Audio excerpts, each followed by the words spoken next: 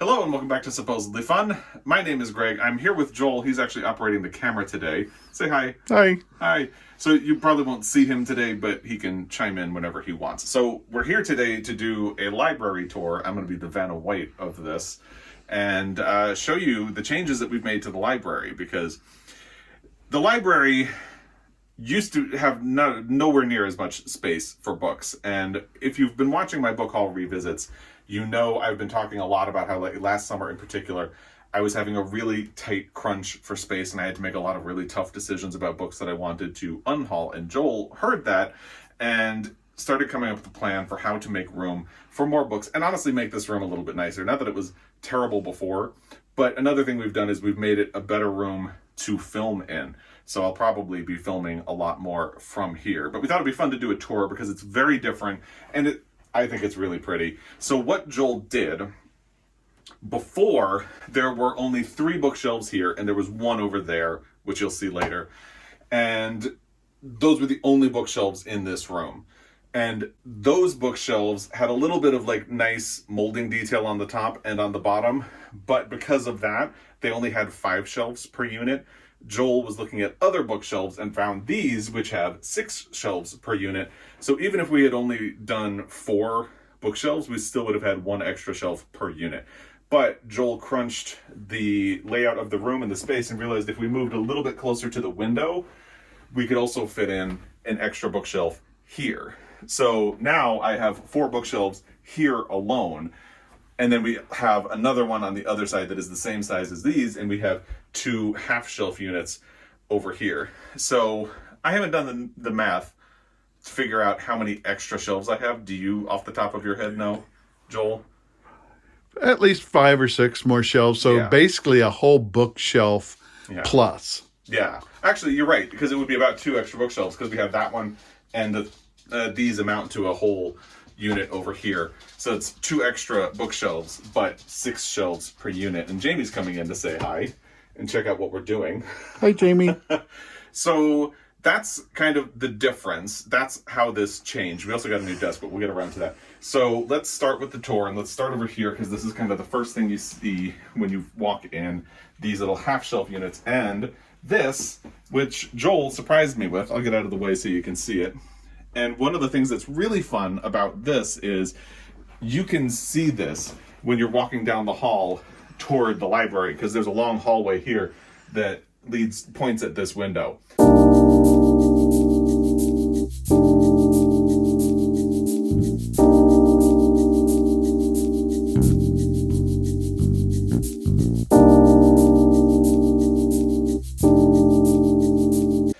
So you can see this from the living room and anytime you're walking down the hall. And Joel got it for me for Christmas. Thank you. You're welcome. I love it. It came out really nice. And you can actually, I filmed my Friday Reads video in here and didn't want to point it out, but it was in the window. And I love that you can see it when I film in here. And you can kind of read it a little bit. Obviously, it says Supposedly Fun Library. And it's really cute. I love it. It was a really nice thing for Joel to do. Thank you. Especially after figuring out how all of this works. And you can see there's a bed for Jamie underneath, because there's another one over there. I'm trying to work in here a little more, but we'll talk about that more when we get to the desk. So hopefully we're trying to make this comfortable for her as well. So, had to turn this light off because it is a little bit obnoxious when we're filming something, but probably we might turn it on when I move in the other direction. So, the other thing that's really cool is when we got all of this extra space, I have kind of always wanted to divide my books into sections, and it didn't make sense when there wasn't any space for it. But with all this space, I was able to do that. So this is actually my nonfiction section, and then we have some others. And because there's so much space, I was able to face some books out. And the hope then is that we can sort of grow into the space. If I start to run out of space, I can turn some of them back so the spine will be out. But it's really nice to have them facing out. It makes me happy to be able to see the front of the books. So I have the nonfiction section here, and it continues over here through this yellow book, A Dutiful Boy. And then the rest of that shelf is sort of a combination of fiction anthologies, poetry, and drama. So I have some like collections of the best American stories of the year or century. Some poetry books, not many because I don't read a lot of poetry, but I also have like Angels in America and some plays like that. And then the shelf in the middle is for graphic novels or graphic memoirs. And it's nice to have a space for them as well. Fiction and nonfiction is lumped together for that, but I think that's fine. And then the bottom shelf is for like mystery thrillers, horror. I don't have a whole lot of them. And actually Sue Grafton is in her own space up here because she would just take up too much room with some of Guinness's old toys that Jamie has never been interested in. So we put them up there as well. So that's what's on the shelves. And then in terms of the rest of everything, we have the Independent Bookstores of the United States fill-in map that was something that they did for Independent Bookstore Day, not in 2022, but in 2021. We brought one home and I started filling in. You can see where we did the Independent Bookstore tour in September of 2021 because we managed to hit a lot of stores in Colorado and Wyoming as well. So we have that framed, and as we continue to visit more stores, we will continue to color them in. I have a finger painting my niece did for me when she was only 3 years old. I did not have it in a frame before, but it was getting damaged, just kind of floating around, so I put it in a frame. I have my little Charlie Brown things, my You Are Loved sticker. This is Gaze the Word in London, and I love that painting, and it's a store I really want to visit. That's my grandmother. We lost her in 2021. I got a Ruth Bader Ginsburg quote. This actually was like the Bible to me for a time when I really got obsessed with the Academy Awards. It goes year by year telling you who was nominated and who won, and that really fed my obsession. And these are some of my beloved childhood books. Actually, this one is not a childhood book. I don't know if I can get it out without knocking everything over. And it's not a song I was particularly in love with, but my Aunt Connie gave it to me for my 21st birthday. And for that reason, it will always be among my most treasured books. We lost her not long after I turned 21. These are some of the more rare books that I have, like older editions of books.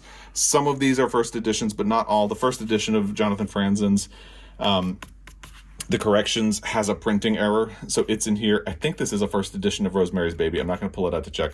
This is a signed To Kill a Mockingbird, which is my prized book possession, and I have told Joel, if there's ever a fire and you can get Jamie out and some important documents safely and come back for one other thing, this is the thing. And then there's my award for best husband. I'm sorry, everybody, it's me, even though it's actually Joel. And then just childhood books over there. And that, oh, and then the bookmarks above. So Joel got a cork board, and we had collected bookmarks from stores over the years, and particularly from the Independent Bookstore tour that we did in September of 2021. So I put them all together. You can see this one is from Bologna in Italy, but all the rest of them are from the United States. This is Louise Erdrich's bookstore in Minnesota. Just a lot of fun stores, and some of them are aspirational. Like I ordered from Gaze the Word, but I have not actually been there, but they included a postcard, so that's in there as well. And of course, Montana Book Company, my favorite, is here twice. So that's fun. And that takes us over to the fiction section, which obviously takes up the largest part of the library because I mainly read fiction.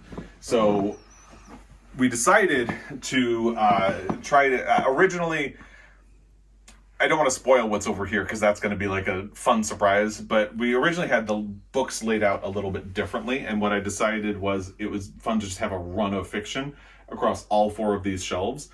And again, since it's what I read the most, it's what I have the most of, and will probably continue adding to the most. So I tried to, again, go through and face out books that I like, that are important to me. In some cases, I did have to face out a book that I'm not as passionate about or that I haven't even read yet. But I tried to really think about what got faced out. And part of that involved finding these stands. They were actually really hard to find. They can get really expensive. Sometimes it's really expensive for not many of them. I finally found 3 packs of 6 each. So there are 18 spread throughout the library. And I bought all that person had left, so I don't even know if they're out anymore. But so fiction continues all the way to the end, and I'm really happy with the way it looks. I love, again, when I film at the desk, you can see these books, and I like that I have managed to get a lot of the books that are important to me faced out. And I would have loved, see in this case, to have Bring Up the Bodies faced out instead, but the way this shelf works, if I have the spine out of the mirror and the light, this doesn't actually work as a face out. So that's a case where I compromised a little bit, but it's fine. I'm totally fine with the way it all turned out. I'm glad I was able to get a place for us because I love that book. Had to have a Toni Morrison faced out. See, this is one that I have not read, but I'm hoping to this year. And my beloved The Secret Lives of Church Ladies stares at Jamie while she takes a nap, when she does take a nap in that chair, and so on into the corner. And this is an antique typewriter. We were talking about how we would have loved to get this down somewhere where you can actually open it and see it, and the same with this card catalog that Joel got me for a birthday a couple of years ago. We'll figure it out. We'll work on that in the past, or at some point in the future. But there are some fun things on the top as well. And on the top, I also have some of my other Oscar books here, a Pride book. These actually came from my father's wedding when he married his husband. This was a wedding favor from Joel and I. This is actually a signed Polar Express that my sister gave me for Christmas one year. These are old Entertainment Weeklies. I kept all of the Oscar issues, and then some children's books and fun things. And that takes us to the desk, which is next to the fiction section. This blanket is actually a promo blanket for Banana Yoshimoto's book. It was given to us in Italy by the woman who had that bookstore that you saw the yellow bookmark for. Libreria Trame, I think. I don't know how to pronounce it, but it's Trame in Bologna. If you're ever in Bologna, go to that store. She was so nice. We had such a great conversation with her. I'm sorry, I apologize for Jamie barking, by the way. We can't do anything about it. But we had such a lovely conversation with her, and we told her about Montana Book Company, and decided we would send her a t-shirt, and in exchange she gave us this blanket. So this is actually a bookish souvenir from Italy as well. And then we replaced the desk that used to be here. I used to have this really complicated standing desk, so we had a little table and then the standing desk on top of it, and it was really unwieldy and kind of difficult, really not attractive. This is actually a standing desk. It's adjustable, so you can have it down like this, or you can raise it up to be standing desk height. And then I have my monitors for work, picture of Joel and me, my bookmark selection right there, so I can pick and choose all of my bookmarks. I've been taking notes about what Pulitzer books I could potentially do this year. Index cards if I want to take notes, an assortment of pens. These are souvenirs from Italy. And then, of course, a lot of this is just practical. These were actually, 2 of these were gifts from our foster son for my birthday one year. Mm-hmm. The one in the middle was Miracle on 34th Street. That was a gift for my birthday many years ago. So then, this is sort of the new filming setup. And part of it is, let me hop over so I can see. This lamp, not the most attractive thing in the world. However, it does reflect light back. Like, one of the things that was really difficult about filming in here before was the angle, because that desk was so unwieldy. It was hard to get a good angle. And the other thing was the lighting, because it was so kind of dark in this room. It was really difficult to film. A lot of the time, if I filmed in here, it would just look grainy. So this kind of reflects light back. It also has this attachment, which also has a remote. So when I film, I can have the ring light and that. And that works because later in the afternoon, if I don't manage to film early in the day, I turned the wrong light off, pardon me. I can close this curtain because sometimes in the afternoon, the light coming in is really intense and still have a lot of light. And it has a naturally good angle at the bookcase. So I'll be filming in here a lot more. And the goal is also to transition back to working in here, because when we first set up the original version of this desk, that was right before we found out that Guinness was sick. Guinness. By the way, I decided to wear this even though I know the holidays are over. It's really cold here today, so it's a day for cozy weather. But when we found out he was sick, he always would get anxious if you weren't spending a lot of time with him. So I moved back onto the couch and just worked from the couch to spend time with him. And I figured I would never regret having spent that time with him, and I don't. And then after we lost him, I tried to move back into here. But now Jamie was upset and a little anxious, and we were all working through our own grieving process. So I moved back to the couch. But I think we're in a good enough place that we can start transitioning back to me working in here, and hopefully we've made this room comfortable enough that she'll be okay. I've worked in here a couple of times, and she seems to be coming on board with it. So that will be a really nice upgrade. By the way, I made this a couple of years ago. It is a mosaic. You can probably see it through the curtain. Just a tree and wind. So it's fun to be able to look at that while I'm working. And I can spy on the neighborhood through the window as well. Oh, and the calendar was a gift from a friend with photos of Italy for Joel and I. So that's a fun thing that I can have right there as well. And February is food. Who doesn't love food? And it's just a really fun thing. And that takes us to the part of the library that I'm excited about all of it, but I'm like most excited because it really hits this weird nerd spot for me, which is the Pulitzer Prize shelf. So I always had a shelf over here. There used to only be 3 over there and then 1 over here. And it was just an extension of everything. There was no section, so it was fiction, nonfiction, everything lumped together. And it started over there and just finished here. So one thing I was talking to Joel about before we actually did this is, if I'm making sections, it would be so fun to pull out all of the Pulitzer Prize books and get them in here. And put them in chronological order from the year, obviously the year they were published, but also the year they won, and just have it there, and then have a little space at the bottom for the future. And one thing we did, you probably noticed in December, I purchased a lot of Pulitzer books, and there were a lot of them in my book haul. And spoiler for my January book haul, there will be a lot again, because I found a vendor on eBay that had a lot of these Franklin Library editions of the Pulitzer books that I am in love with. And we really spent a lot of time finding affordable versions of these books and filling them out. So it just looks really pretty. So at this point, I have a copy of every single Pulitzer Prize winning book from 1918, which is this first one up here. This first one up here. So from 1918 all the way down to 2006, which is the bottom shelf. Sorry, I didn't mean to speed you up.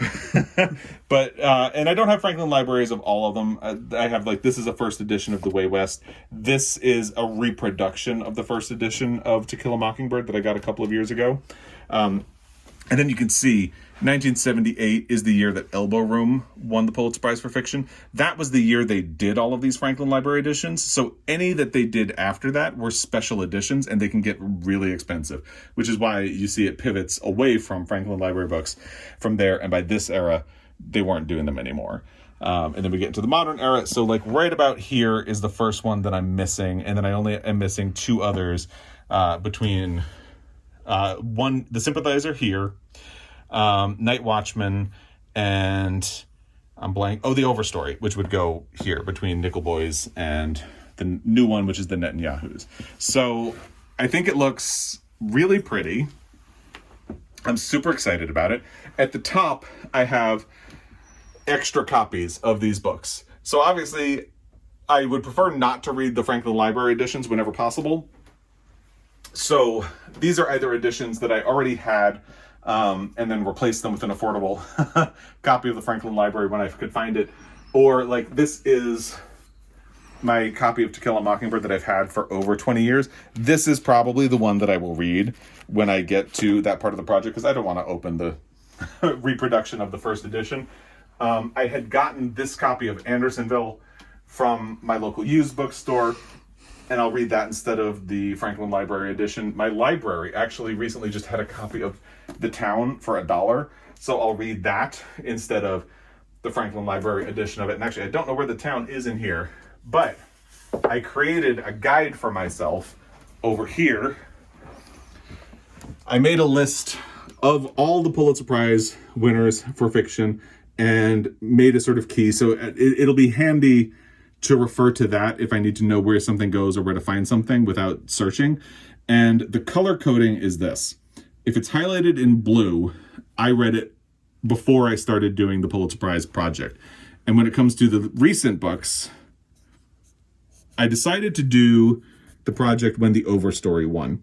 So what I'm doing after that is if I read the book before it won a Pulitzer Prize, I can still highlight it in blue. You can see I haven't read the Netanyahu's yet, so it's waiting. And if I read it for the project or reread it, I'll put an orange. Here, I reread it for the project, so I gave it an orange line. Green just means I made a video deep dive of it. And you can see this year there was no winner, but I made a video about it. So there is a deep dive for that one. And if I read it for the project, it's just orange.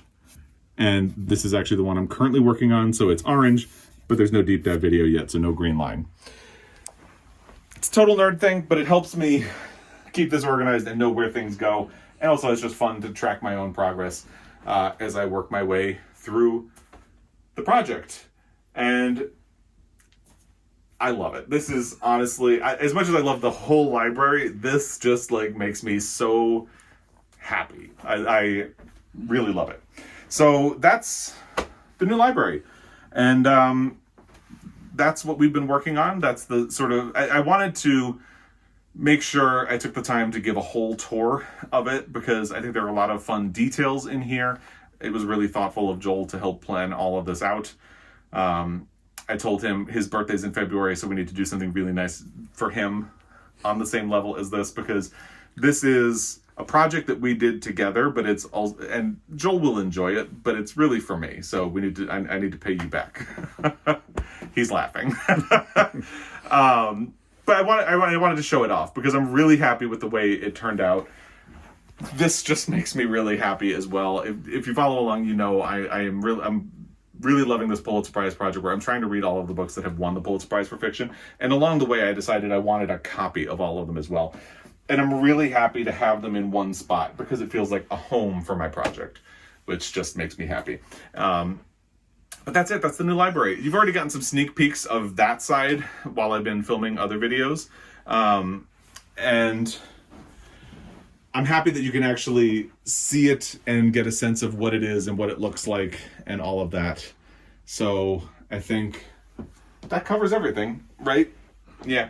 So I'll just take a second to say thank you for your time following along in this video. As always, I really appreciate it. And I will be back. Until next time, happy reading.